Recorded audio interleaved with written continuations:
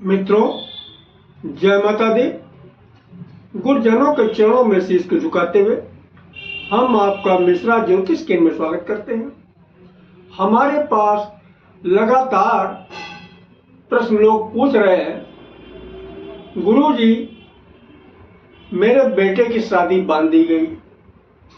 गुरुजी शादी का रिश्ता तय हो चुका था, विवाह के मात्र जो है 1 महीने बाकी रह गए थे।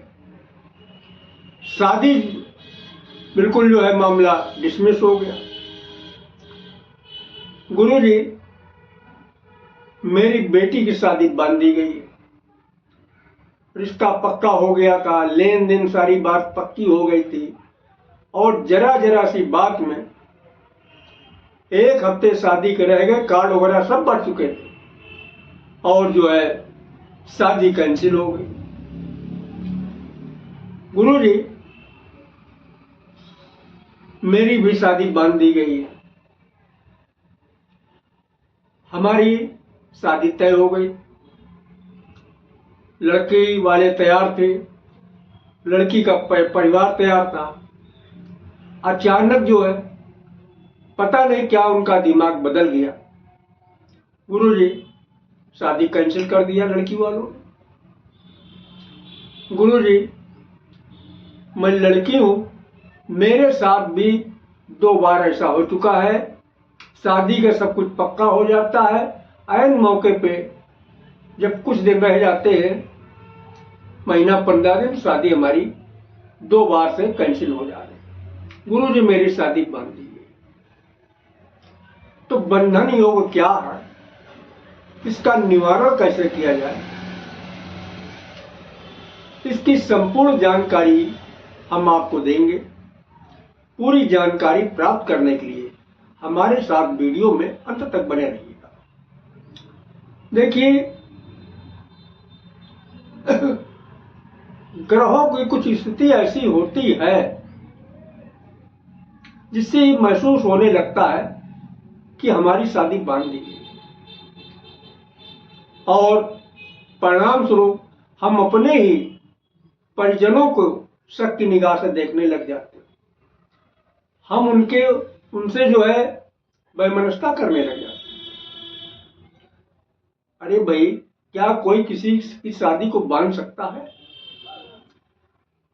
कुछ ग्रहों की स्थिति ही ऐसी होती है कि हमको महसूस होने लगता है कि मेरी शादी बन गई। तो इस क्यों बन गई है, कैसे बन गई है, इसका निवारण क्या है, ये हम आपको आज इस वीडियो में संपूर्ण जानकारी देंगे।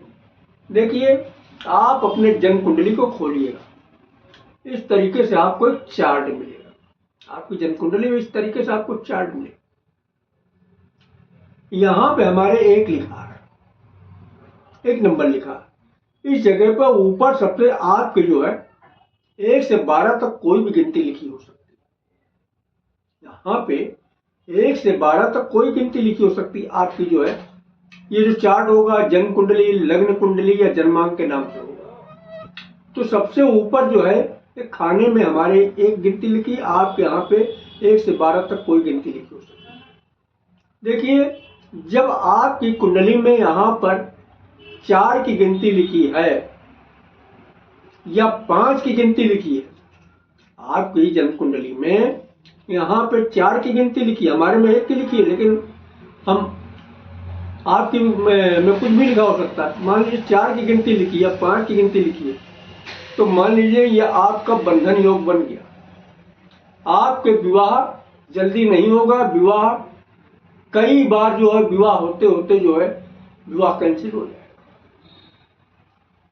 दूसरा, आप अपनी जन्म कुंडली तो खोल लिए, अब आप देखिए 7वां स्थान, यहां से सबसे ऊपर से गिन लीजिएगा। 1 2 3 4 5 6 7, यहाँ पे 7 नंबर लिखा हुआ है। हमारे यहाँ पे 7वां स्थान पर 7 नंबर लिखा है। आपके यहाँ पे 1 से लेकर 12 तक कोई भी गिनती लिखी हो सकती है। गिनती से मतलब नहीं, ये स्थान पे गिनती कुछ भी आपको हो सकती है, लेकिन अगर इस स्थान पे इसको सप्तम स्थान बोलते हैं। अगर इस स्थान पे शनि ग्रह बैठा हुआ है या मंगल ग्रह बैठा हुआ है या राहु बैठा है, सूर्य बैठा है, केतु बैठा है, यानी कोई पापक ग्रह यहां बैठा हुआ है, तो ये आपके विवाह में बंधन योग बना। इनमें से जो मैंने आपको 5 ग्रह बताए, इनमें से कोई भी अगर एक ग्रह बैठा है तो भी बंधन योग बन जाएगा। आपका विवाह होते होते विवाह रुक जाएगा, विवाह में विलंब होगा। तीसरी स्थिति ये है कि ये सप्तम स्थान है। ये छठे स्थान पे जो मैंने आपको 5 ग्रह बताए, राहु, केतु, मंगल, सूर्य, अगर यहां बैठे हुए इस स्थान पर, छठे स्थान पर, तो भी आपका विवाह विलंब से होगा, विवाह होते होते। और यही यहां पे बैठे 8वें स्थान पे, ये 7वां स्थान या 8वां स्थान, अगर यहां पे भी अगर आपके जो है जन्म कुंडली में सूर्य, शनि, मंगल, राहु, केतु बैठे हैं इन स्थानों पर या इन स्थानों पे, तो भी आपका विवाह विलंब से होगा। कई बार ऐसा होगा कि विवाह होते होते रुक जाएगा, अंदर भावना ये आएगी हमारे विवाह को किसी ने बांध दिया, हम अपने ही लोगों को शक की निगाह से देखने लग जाते, जबकि ऐसा होता नहीं, सिर्फ ग्रहों के ही कारण। और चौथा कारण क्या है? चौथा कारण ये है, शनि, मंगल, राहु की जब दशा, अंतर्दशा, महादशा आती है, तब भी विवाह में जो है विलंब होता है, विवाह में बंधन योग होता है, विवाह बंध जैसा जाता है। विवाह कोई बांधता नहीं है, विवाह ऐसा लगता है कि बंध गया, और विवाह कोई बांध भी नहीं सकता। लोग कह देते हैं भाई विवाह बांध दिया, विवाह बांध दिया, तो विवाह बंधता नहीं है। विवाह की जो ग्रहों की स्थिति है, इस कारण से आपको महसूस होता है विवाह बन गया। तो ये हुए कारण। अब कारण तो हो गए, लेकिन इसका निवारण भी हम आपको बताएंगे। देखिए, इसका निवारण ये है कि आप जो है शनिवार से आप स्टार्ट करिएगा काम। शनिवार से आप कड़वे तेल का दीपक सूर्यास्त के बाद में,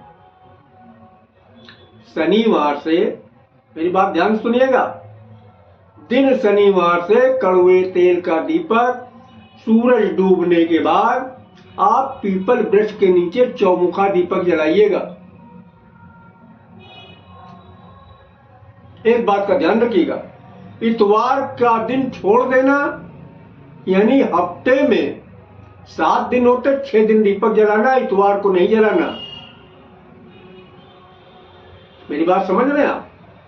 शनिवार जलाना है, शनिवार छोड़ देना, शनिवार जलाना है, इतवार छोड़ देना, फिर जलाना सोमवार, मंगल, बुध, बृहस्पति, शुक्र, शनिचर, इतवार फिर छोड़ दी, सोमवार से फिर जलाना चालू करिए। यानी शनिवार से आप दीपक जलाना चालू करिएगा, और इतवार को नहीं जलाना। इतवार को जलाने से रिएक्शन उसका उल्टा हो जाएगा। और दूसरा क्या काम करना, आप जो है शनिवार वाले दिन से ही, शनिवार वाले दिन से ही प्रतिदिन, अब यहां पर रोज करना है, प्रतिदिन एक शुद्ध लोटा लीजिएगा, शुद्ध लोटे में थोड़ा गंगा जल डालिएगा, उसमें और जल मिलाइएगा, कच्चा दूध मिलाइएगा, थोड़ा काला तिल डालिएगा और थोड़ा शहद डालिएगा, और रोज शिव जी को जल चढ़ाइएगा और अपनी विनती कीजिएगा कि भोले बाबा हमारे विवाह में जो नजर दोष, बंधन दोष, पितृ दोष, किसी भी प्रकार का दोष है भगवान, इसे आप दूर करो, हमारे विवाह को अविलंब जो है कराइएगा।